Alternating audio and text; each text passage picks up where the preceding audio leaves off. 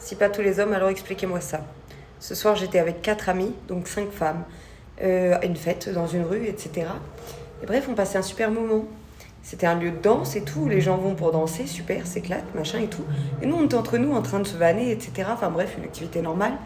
Et, euh, et donc, déjà, première chose que j'ai remarqué, c'est que il y avait beaucoup d'hommes à la rue à cet endroit. Mais c'est assez normal.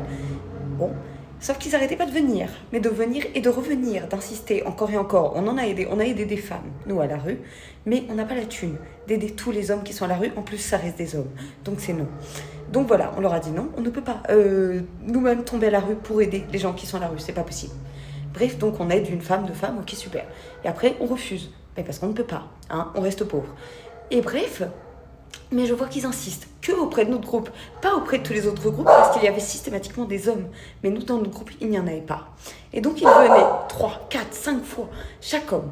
Et à la fin, j'ai dû bouger parce que les chiens ne respectent pas plus le silence que les hommes. Mais bref, à la fin, il y en a un dernier qui arrive.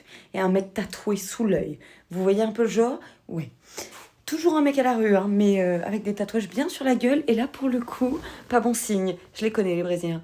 Bref, il vient et il commence à nous embrouiller. Mais il nous embrouille, nos grands morts. Il nous embrouille. Et nous, on est 5 meufs, toutes petites et tout. Toutes. Il nous embrouille. Il nous insulte et tout. Il commence à devenir agressif. Il se penche, il veut pas partir. Alors que nous, on part. On part, on dit non.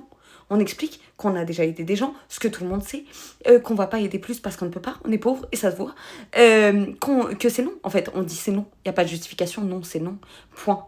Mais non, il insiste, il nous suit, on s'écarte et il nous suit. Et bah c'est pas. Donc on a réussi à le faire fuir une première fois. Et il est revenu encore une fois, et coup de chance, ma pote à ce moment-là se tournait, donc il s'est pris son coude dans la gueule, et comme sa dignité, on a pris un gros choc, là il est enfin parti. Mais vous voyez, dire non, ça ne suffit pas. Parce qu'on a beau avoir dit non, il a poursuivi. Et ça ne change rien, que ce soit un Brésilien, que ce soit un mec à la rue, ou c'est un mec.